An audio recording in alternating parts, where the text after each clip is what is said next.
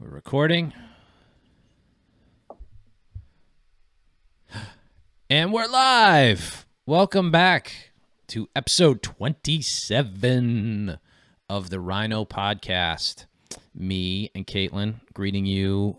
Turn off Meet the Press. Unmute this as you scroll through Twitter and listen in into the actual best political analysis going here at the RINO podcast. Press just... Chuck Todd, his horrible hair. Did you listen to what he said?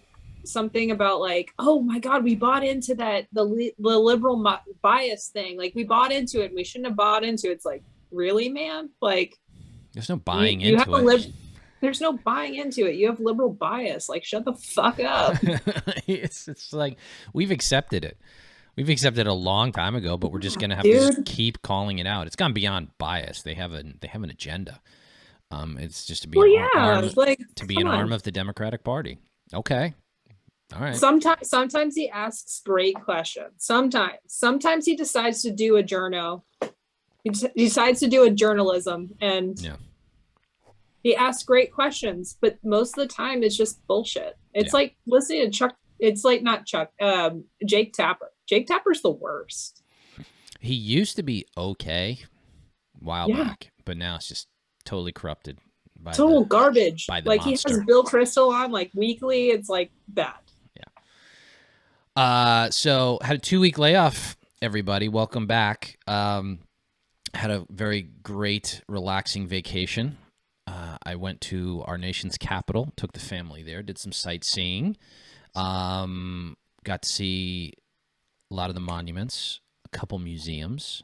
Check out the Spy Museum if you're in DC. That's a lot of fun. It's they just built it, they said recently, but it's the history of spying, which is and it's interactive. You get to go on missions and solve clues, and it's pretty cool. So me and the fam did that. That was a lot of fun. Met some family, had some dinner.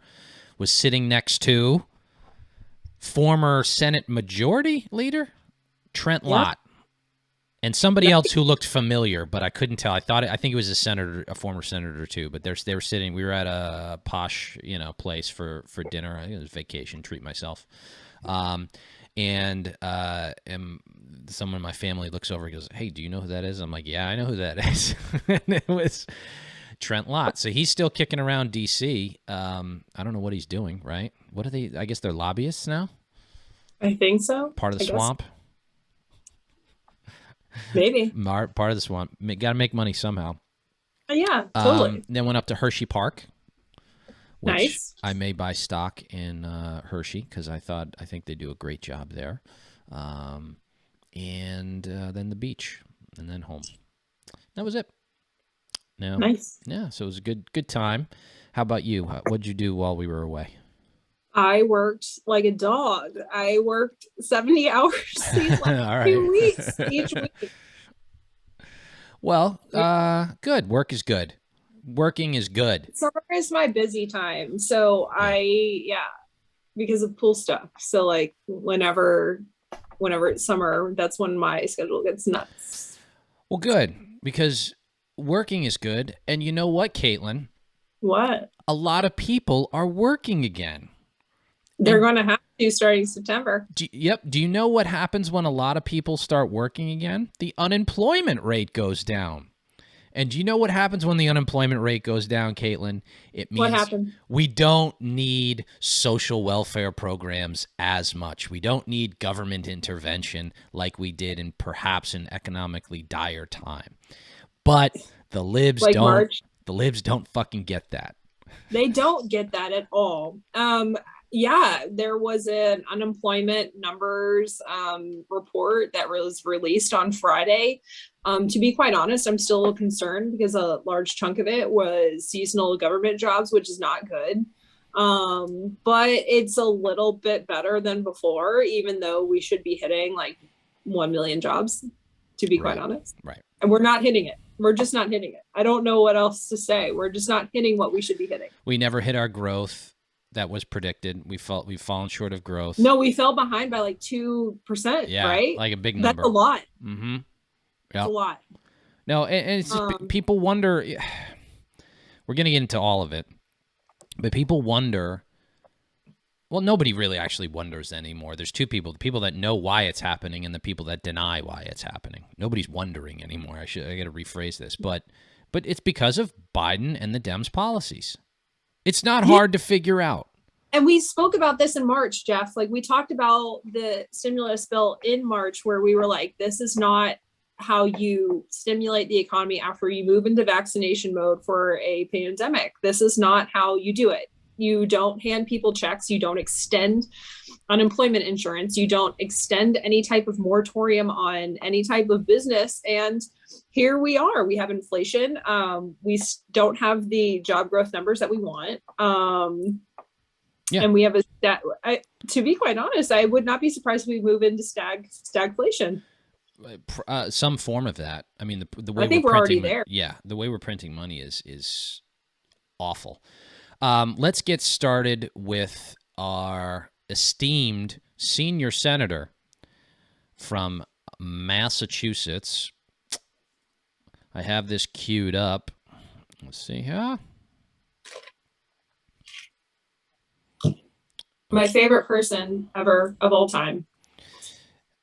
Wait, hang who on. lives in Cambridge in a nice multi-million-dollar house. Very much knows the plight of the working man. I have to hang on here. Oh, wait. Only goes up to Lowell during campaign time. Right. Only goes up to Haverhill during campaign time. Only goes into Lynn during campaign time. Sorry, I'm going all over the place with this. What am I doing? Oh my God, I'm screwing this up on live TV. He's also a former Republican that switched during the Clinton administration to a Democrat who saw what Bill Clinton was doing and was like, you know what, I'm going to join that party. Yeah. All right, here we go. Sorry about that. Some technical issues. I wish I had a producer for this. Okay, we're going to play this. Here we go. Biden says the ruling means his hands are tied. First of all, do you agree? And if so, why didn't Congress get to this sooner? No, I do not believe that the president's hands are tied. I believe that the CDC has both responsibility and authority to move forward in a time of crisis. COVID cases are on the rise. You've just talked about it. We have new mask mandates in place. We're watching younger people hospitalized with COVID. We're watching deaths increase. It is important that we keep people safe. And that means we don't want people put out onto the street, don't want people couch surfing, don't want people having to double up and triple up. All right, enough of her. Okay, so this was the... We should talk about how everything that she just said is straightforwardly just straight up garbage. No one's going to be couch surfing. What we're asking is for people to start paying rent again. And if they have to pay back rent, then that's something that they're going to have to do between their landlord and their lawyer. So... Yeah, a moratorium doesn't mean... It just means a temporary delay. It doesn't mean you don't owe what you owe. This is bananas. So the first part of that clip is just hilarious because it talks about how Biden. She's the worst. I can't sometimes. Yeah. So there's a few things on Warren that we need to get into. One, the beginning of the clip, the newscaster or whoever she is, she talks about how Biden says he can't do it. He can't do it. The ruling came down. Like, he's not allowed to do it. And then he went through the CDC. So and then we can get into more Biden in a second. We need to talk about how Warren is an idiot. Mm-hmm. I mean, to say that people are going to be couch surfing after this because they have to be paid. Like, the thing is like, if people haven't been working through all this, okay, you have to think about it this way. They have been getting $300 a week on top of stimulus money. Okay. So to say that they can't afford their rent is fucking bullshit. What they're doing is freeloading off of this pandemic and then lining their bank accounts. It is extremely frustrating because Mr. Caitlin and I have been paying for rent this entire time. This is very important to know. That this is the thing. They're pretending. This is the thing. It's all lies. It's all dishonesty. They are pretending that people, if they're still out of work, are not receiving unemployment benefits that in many and perhaps most cases are more money than they were making while they were working. So they're pretending that's not taking place. Now, when you're unemployed and you get that money is designed to cover your living expenses, things like rent and food. And this nonsense that suddenly they just don't have any money is just that. It's a lie. It's bullshit.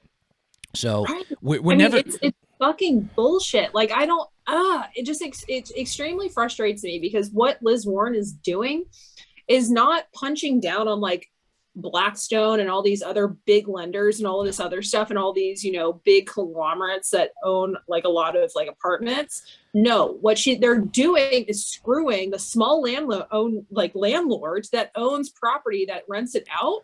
So they're not receiving that check. These are people that have taken like whatever generational wealth that they had and placed it in property under the understanding that they're going to be receiving rent money to be able to pay for the property.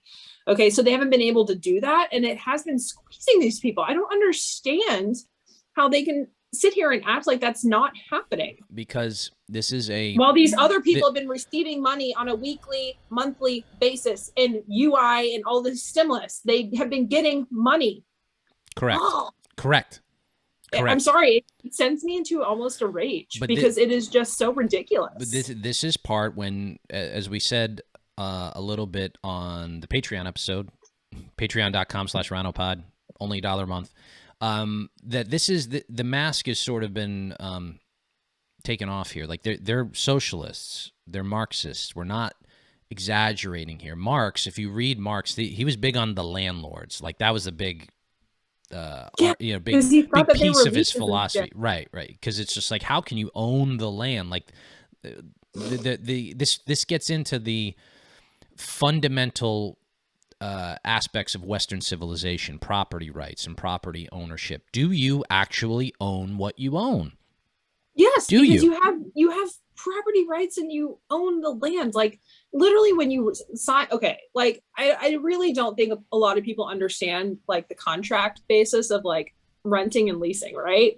So like when you rent out something, that leaser like doesn't have like super huge, they don't have property rights over anything, right? So like if you destroy the apartment, you're liable for that destruction. Like the property owner could sue you for funding, like whatever they need to fix. Like it's just so asinine to me, like that Biden would, we're going to get to it in a second, but Biden knew that he couldn't do anything on this and sought legal advice from Lawrence Tribe of all people. Well, back up there, because he sought legal advice from all of his other attorneys, and they're like, no, you can't. Congress has to do it. And Congress has to do it. Oh, so he talks to fucking genius Lawrence Tribe. It was like, yeah, do it. Like Lawrence Tribe is the most hypocritical, faux academic, fake scholar you could imagine. He is just pure. He sought legal advice to implement something unconstitutional. Correct. He knowingly violated his oath of office and did something unconstitutional on purpose.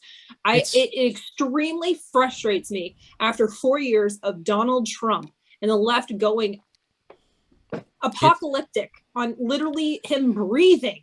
It's an impeachable offense. He won't be impeached for it, but this is clearly something you're not supposed to do. This is an impeachable offense. He deserves to be impeached for it. That is my bottom line right now. And then you have, oh geez, I'm kicking my light again. I can't do that. The problem you have, and Warren and the left, and by the way, not a peep from Massachusetts Republicans, or we have no infrastructure to even hit back on this, yada, yada, yada. Just check that box. Yeah, I don't know why they're not hitting back on this. And like the thing is a huge thing that to discuss in the Boston suburbs of small landlords who own property, and they could be putting out messaging and all this other stuff. And of course, they're focusing on fucking bullshit. Yeah. Well, that's always a side note, because I mean, look, they're not capable of doing. Even if they'll send out an email, a press release that nobody will read, and that sucks.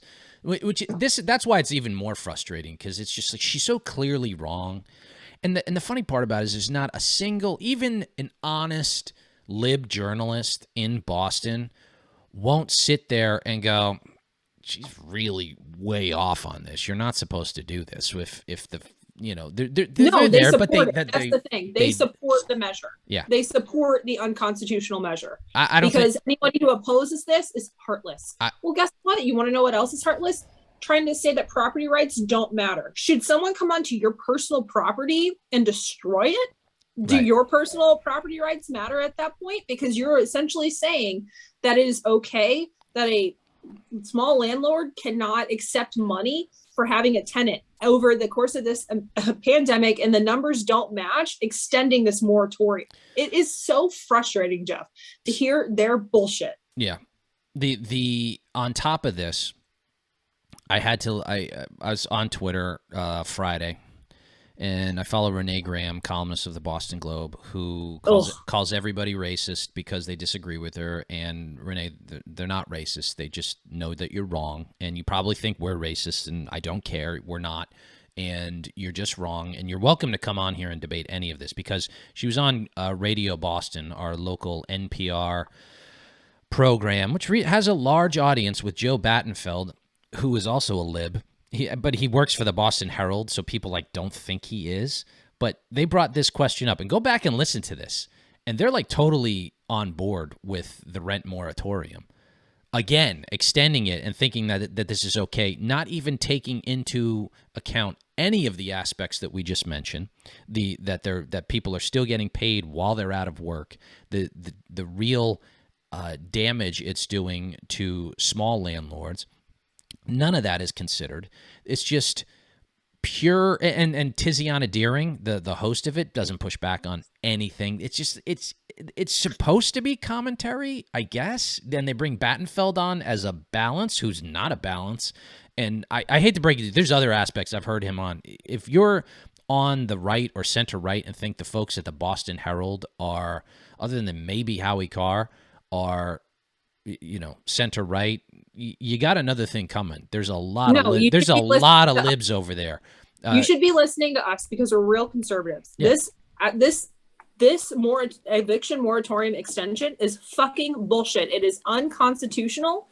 It is ridiculous. And if this had been Donald Trump, the Democrats would have impeached him another time. Yep. This is ridiculous. The fact that they can't do this and they don't understand the rule of law is asinine to me. No, not asinine. It is unsurprising. But at the same time, it is asinine. And I want House Republicans to add this to the list of things that when we take back the House in 2022, that they need to impeach Joe Biden for within a month of us taking back the House. This is fucking bullshit. It is a complete... It just steals property rights. I mean, Yeah. I just don't understand. The foundation of the United States. What the fuck? Yeah. It is frustrating. I'm sorry That's that the quote. That's the quote we're pulling. The foundation of the United States. What the fuck? And they can't do it. I mean, literally, we talk about, Donald Trump and the first impeachment that he had, an enterprising, executive and all this other stuff. And then the second impeachment, Which and was all a this other reach. stuff. Biden literally went to Lawrence Tribe and asked for constitutional advice on how to make this push forward. He did it on purpose. He violated his oath of office, and the libs are acting like this is fine. But that is ridiculous to me. Let's get into why, because why is really important here. Why is because Congress was supposed to do this. They could have passed another law extending the eviction moratorium, and it wouldn't have been. I mean, with Cori Bush sitting out in front of the house, sleeping out there with a bunch of Oreos one night, and Chuck Schumer coming out the next morning and being like, "Oh my God, she's the face of the Democratic Party going forward. We praise her." No, you don't. Okay, well, fine. If you want her to be the face of the Democratic Party, that's fine. I'm on board with that. I'm on board with that. Yep. The problem though is why didn't this happen? Why didn't Congress do this? And the simple because is they know that they didn't have the moderate Democratic votes in the House. They don't have the votes because this is bad policy. If they had just tried to do it and they didn't get it done because it's just bad policy, That's one thing. It'd be kind of a 24-hour, well, we didn't get it done and it lapsed and now people have to start paying rent again. But this whole kerfuffle makes it even worse because, I heard some analysis on this that they took this was like sort of the easy way out for Biden to just like, all right, well, we'll do it anyway. And maybe we have 3 weeks and then it'll make its way through the courts and then it gets shut down. Okay, you get 3 weeks of that, but to do something moving forward with the measure is an impeachable offense. You sought legal advice. You violated your oath of office. You have no idea how serious this action is. I swear to God, the people that prop up Joe Biden they are so irresponsible. It is ridiculous to me. So, Jeff, it like really. All right, deep breath because we got a little bit more to cover. But back to like a little bit more on Radio Boston. Just hearing them all agree with each other about this, with the damage that it's going to do locally.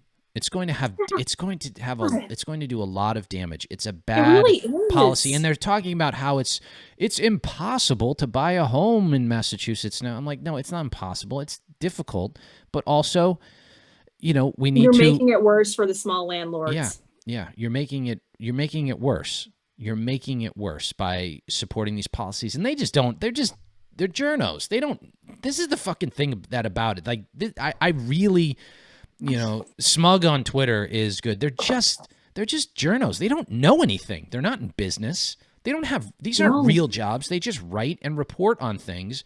Well, what they do is they look at bias data. They'll look at bias data and see how many people have to, are not, I guess, paying their rent right now. I've been paying my rent this entire time. I am a renter. There's no mortgage.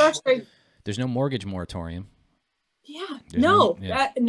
And I know about that because of another thing that I do in my private life. I had to beg a bank when the pandemic started to push out a mortgage payment, and what it did was it pushed my mortgage payment 3 months more than when I finish it, to be able to do it. Like that's very a real life consequence of asking for that type of action. Yeah. What people don't understand right now is that what you're going to have is more foreclosures on rental properties with small landowners, and they're going to be bought up by these huge apartment conglomerates or anything like that. So if you're against the huge apartment conglomerate, why would you support a policy that screws the small landowners and the small landlords that builds up the big company? See my previous point. Idiots. They're journos. They're idiots. They don't get this stuff. They don't get this stuff. They just they operate on feelings and peer pressure and a lack of your feels over reels and all of this other bullshit. Stop it. You're not helping.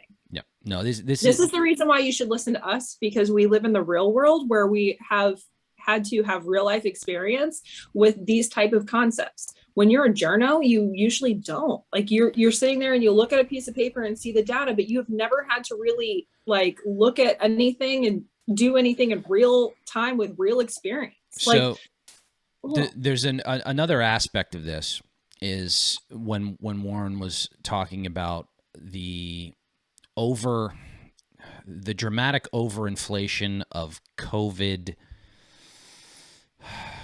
I guess we're moving we're moving past the worst of it. We're clearly moving past the worst of it, but you would think that it's not. Yeah, and they're taking advantage of the Delta variant, which is, yes, it's more transmissible, but it is not as severe a sickness. That is clear especially if you get vaccinated. Right. So get vaccinated. Right. And it was maddening listening to Radio Boston on Friday because there was so much wrong with what Renee was saying.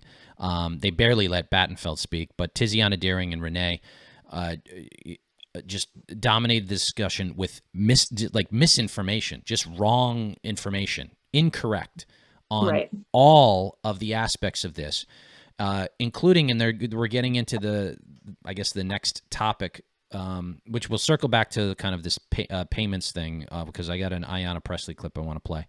But to go to the next issue of mask mandates in schools.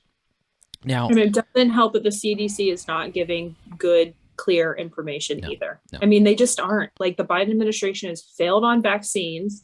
They have failed on the messaging of this, and it does affect school openings. Again, like the lack of clarity and the, muddled messaging of all this has been my biggest criticism of the Biden administration on COVID. You got elected on this platform that you were going to destroy the virus, that you were going to be a return to normalcy. Just not happening. No. They don't want to return to normalcy. This is their opportunity to get government into more and more aspects. And this is the thing. Renee came out with a few months ago an article. And if you think I'm picking on her for no reason, wrong. I'm picking on her because she needs to be picked on, because she's wrong on just about everything. She came out with an article. Well, I'm vaccinated, but I'm going to wear my mask anyway. And so should you. No. Like if anywhere, Renee, not Renee, anybody, if you're vaccinated and you're wearing your mask around thinking that little piece of cloth in front of your face protects you from the virus, you're a crazy person.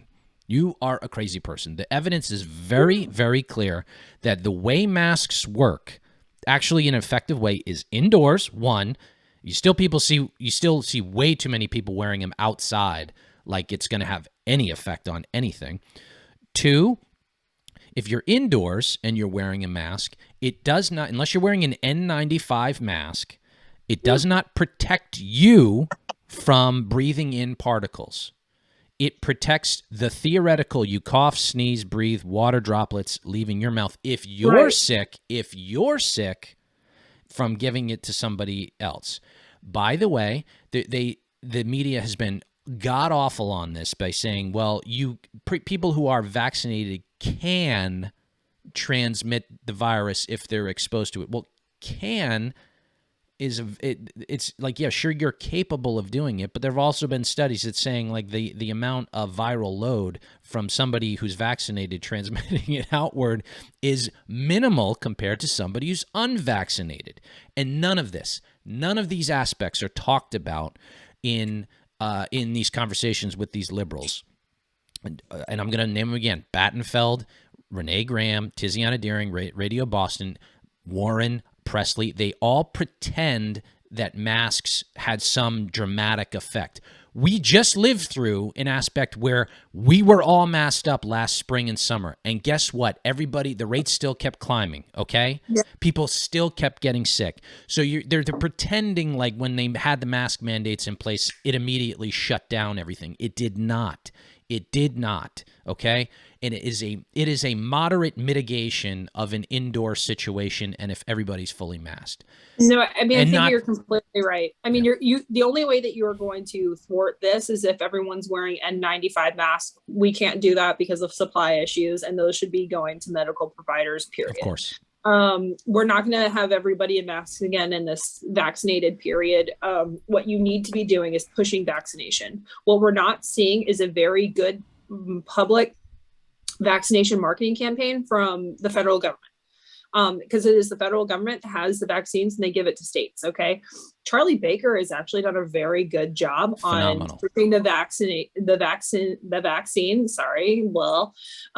vaccine. So we have a vaccination rate in Massachusetts. It's really high and it's really good. It's very good for us. And because we have that vaccination rate, we don't need to go into mask mandates anymore the way that we did last year.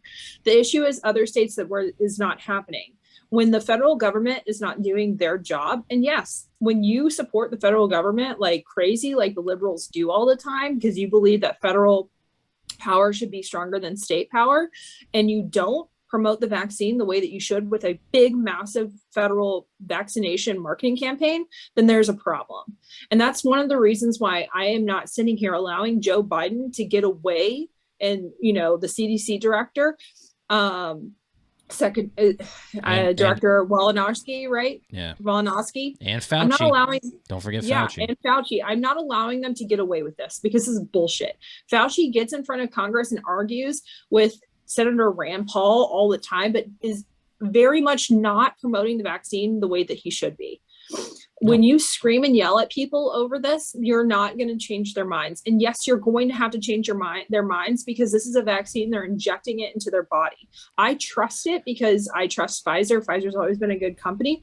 But at the same time, my comfortability with vaccines is not the same as everyone else's. So you're going to have to change their minds. You're not doing it by being antagonistic all the time. When Biden calls people in Texas Neanderthals for not wanting to wear masks, because a mask is something additional that you would not normally have to wear, you are not helping the situation. Your behavior is causing this problem. And the reason it's hard for me to accept that they can't take the blame and figure out a new way to push this, because if you don't do this, you're going to have the same problem, and it's going to be a political electoral problem into 2022.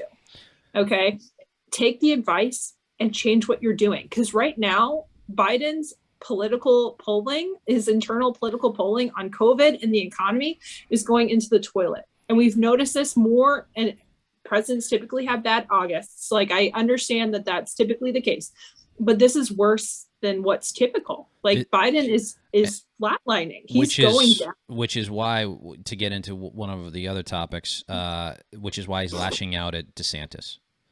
And DeSantis has been beautiful in this, because the libs in media know this is just what they're doing. They're having to lash out against DeSantis because of their guy is failing, but DeSantis is dead right on masks. He has been pro-vaccine since the get-go. Let me just say, on the vaccine, it is a miracle. It's a miracle that we got this vaccine in the speed and delivery. There were some bumps, but geez Louise, look at where we got to. A year, a miracle drug. It is a miracle drug. And under the year. And what I'll get some libs going, like even Renee will be like, yes, that's why everybody has to get vaccines. Yeah, we know that. That's why masks don't matter. Okay, and they're coming back with this. They're trying to get the mask mandates in school because because kids aren't really going to get vaccine, young kids, and the teachers' unions who wanted to cut to the front of the line to get their vaccines are now saying that's repugnant. It's just so repugnant. I despise them. I can't even describe how vile those people are. And by the way, because their membership is in New York City, 40% of New York City public school teachers are not getting vaccinated. Now, I think that's their choice. Crazy. I think that's their choice. But it is crazy to ask to be pushed to the front of the line and can't open unless you have the first vaccines available, and then only 40% not getting it. Yeah. Like, what? Yep.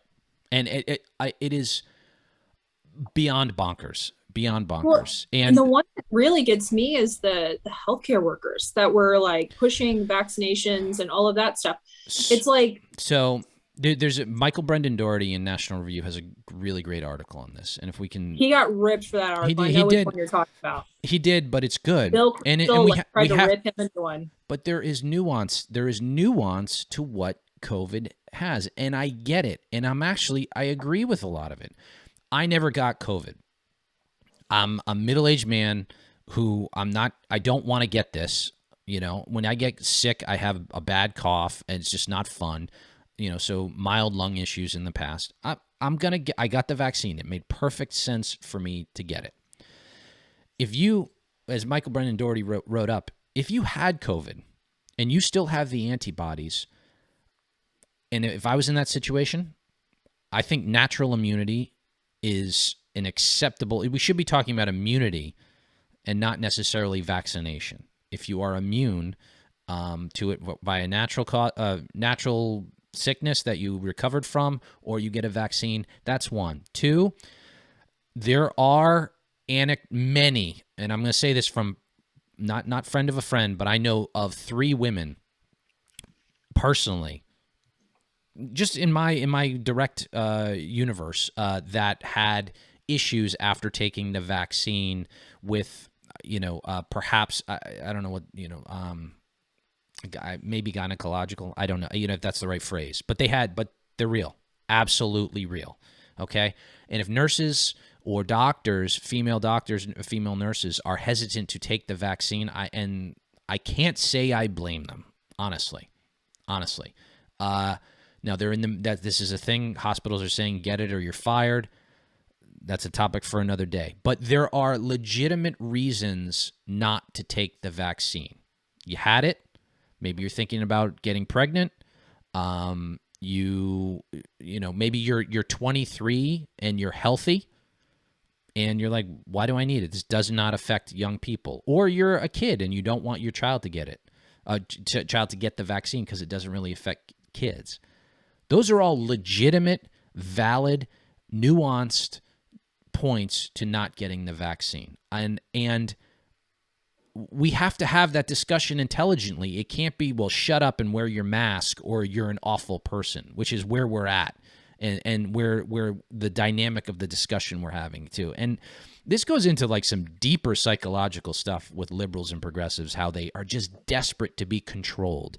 They are desperate to be told what to do by some higher authority that they lack in their lives, that they must be directed to wear masks and people must be told what to do and controlled. It's really disturbing. It's really disturbing. And we're getting a good insight into the mindset of these people who belong nowhere near the levers of government and power. Yeah. And no, rights. I mean, I think that the Biden administration's COVID response could have been so much better than it was, and he ran on it being better than Trump's, and we're seeing very quickly that it's very much not. My concern is now, how do we move forward going forward? I think Biden's going to just start hitting out at DeSantis more. And the thing is that DeSantis being open and Florida being super open helps push Biden's job growth numbers that he keeps bragging on. So thank you, Ron DeSantis, for pushing that. But yeah, I don't know what we're going to see going forward. I think it's going to be a lot of fights. No, but see, what I'm about to play right now is what we're going to see going forward, because this is just it's a crack, it's an opening for more of a socialist agenda to take place. Yeah. And here, I'll play this.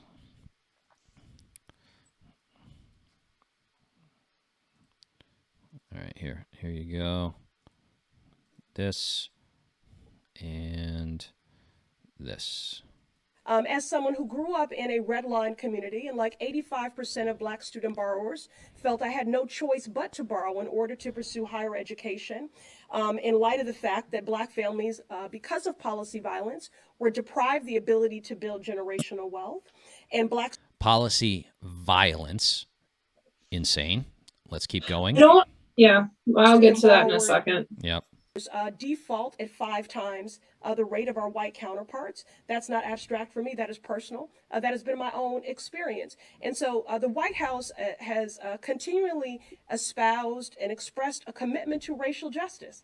So this is both an economic justice issue. This is an easy lever to pull and to exact as a part of a recovery strategy to jumpstart the economy, to alleviate a burden for families, and also gets us one step closer to actualizing racial justice. And finally, as you have seen in recent days, the president of historically Black colleges and universities have been using those ARP funds for canceling student debt, which I think further makes the case that they understand the burden that this has. All right, canceling student debt. Now that's what they're putting, because this is the opportunity for them. Because if you cancel rent, you can cancel student debt as well. So why I don't not? understand why canceling rent and canceling property rights is an economic justice policy aimed at atoning for redlining. Because what you're doing at that point is because you had your personal property, you couldn't get it because you couldn't get, housing loans back in the 40s. Your grandparents couldn't get it back in the 40s. You think that doing an eviction moratorium forever now and canceling rent is appropriate now. So right. You're essentially stealing personal property now in order to atone for the past. Right. So Ayanna Pressley slept out on the steps of the Capitol with Cori Bush on that one. But this one is for canceling the student debt too. And what's fascinating to me, just absolute lies in what she was saying. is that she talks about the rate, how good canceling student debt will be for racial justice, to counteract the policy violence, actual violence, that was enacted for student debt. Insane. But most of the student debt held in this country, I mean, the vast majority, talking 80+%, is held by white people.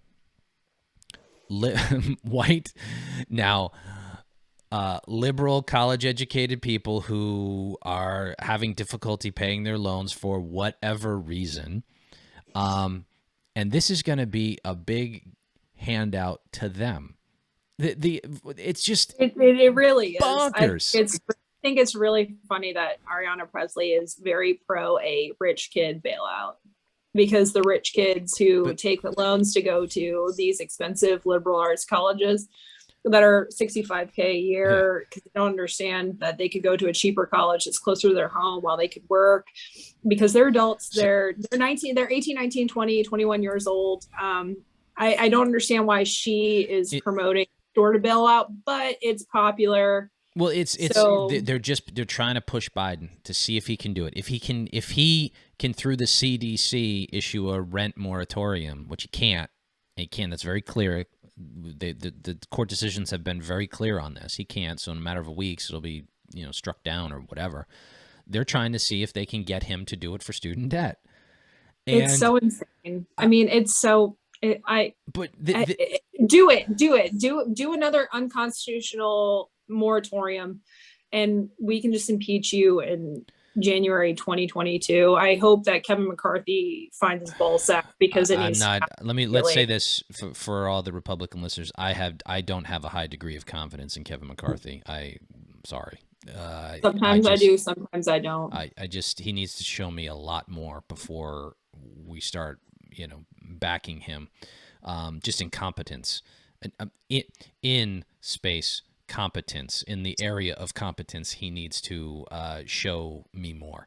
But this is it's all part. It's just socialism. It's just if you can take out loans and not have to pay them back, it's free college. You have free college. I mean, that's the way it works. It pisses me off, because I went through college and didn't have to take out student loans. My parents paid for part of my college degree, and the other half, my parents were very good about being like, this is how much we have. This is how much you're going to have to make. If you can't make that much and you can't earn that much, and you should start now when you're in high school to be able to get this goal, then you're going to have to take out a loan, and you having to take out a loan is going to put you behind when you become an adult. So you're going to have to pay that loan as you get a full-time job and pay, right?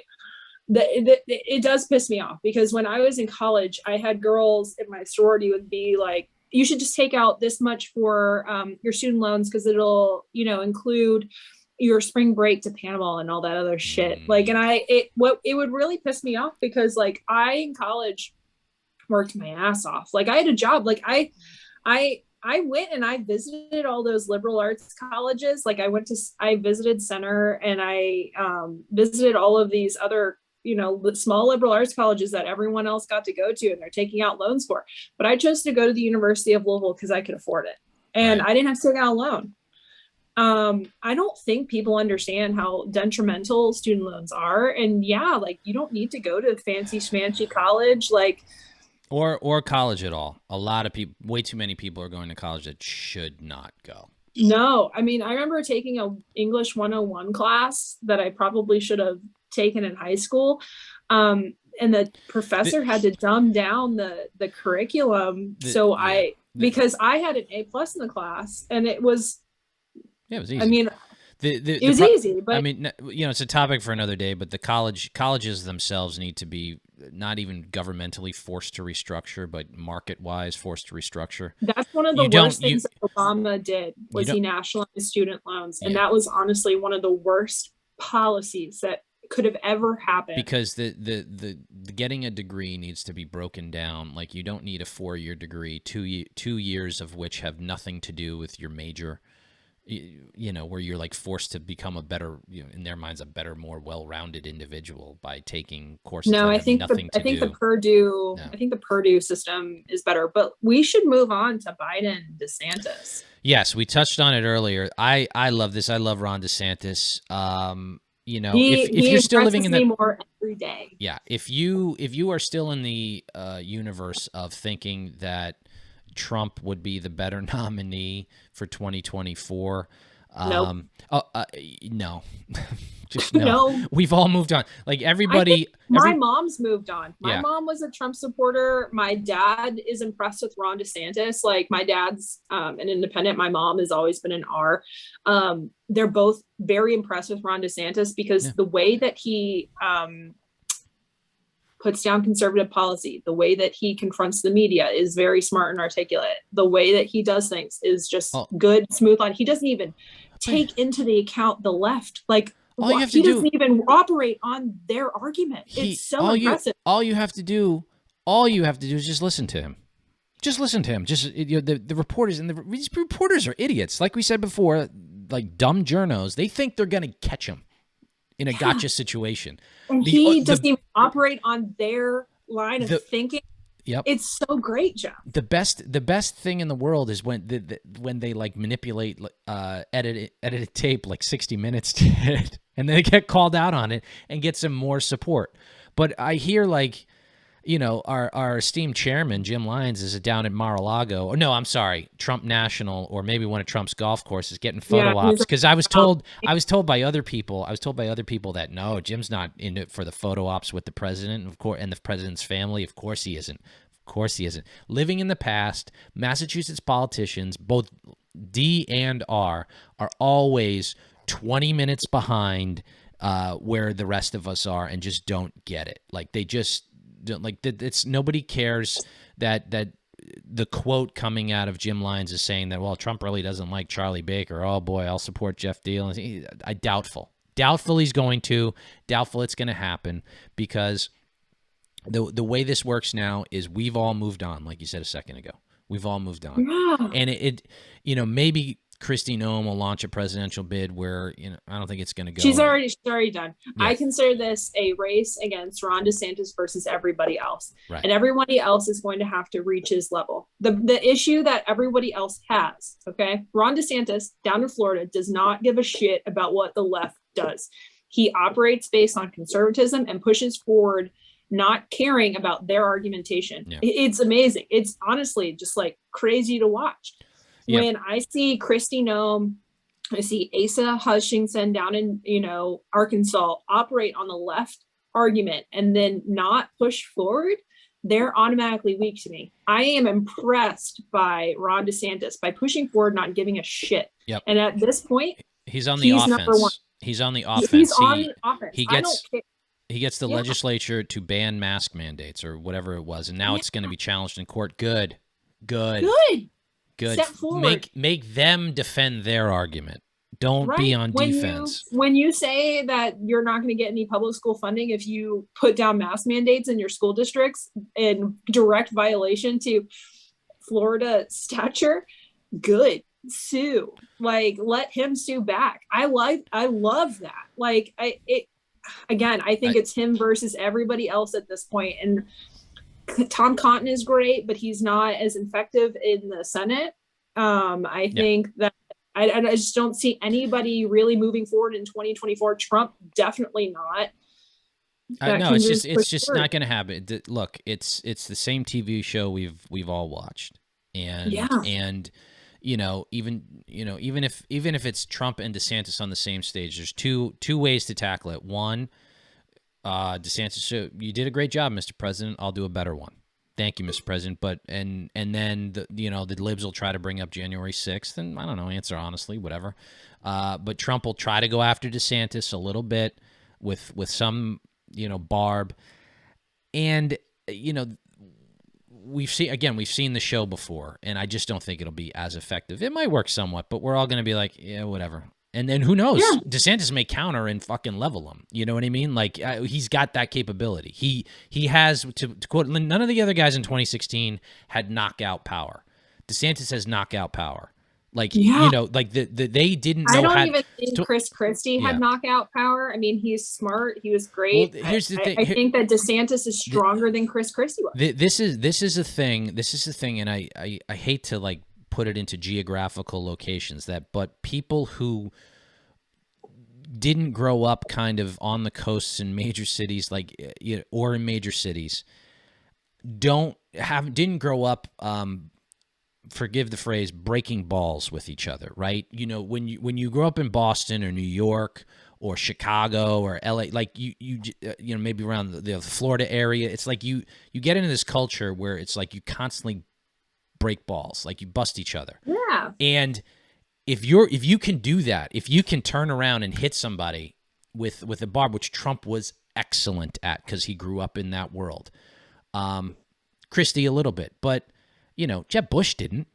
Jeb Bush was a rich kid, right? He's a competent governor, sure, but he didn't grow up with that, like, you know, back and forth where somebody comes at you nail them back.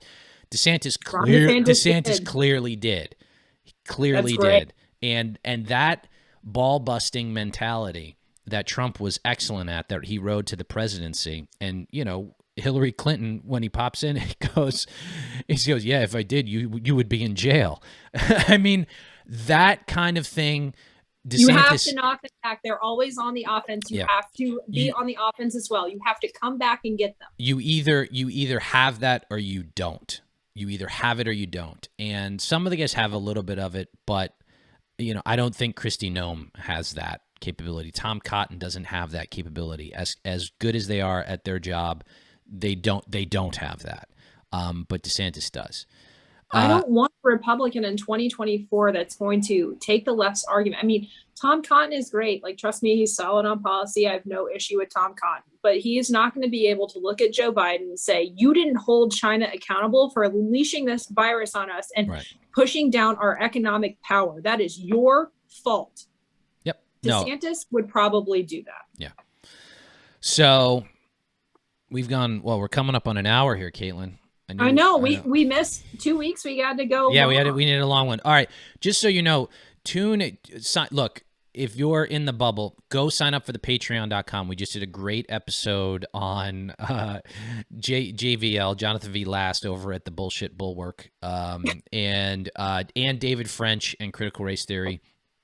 You know, real inside conservatism bubble stuff, which was great. We are the normals. We are the normal ones, and it's just, you got to call out the outliers. So like I said on the episode, we're building the framework for what's acceptable on our side of it, and both those guys are outside of it, and you'll hear why. So go to patreon.com/rhinopod, only $1 a month. Sign up today, and you'll get that. I'll be posting that toot sweet.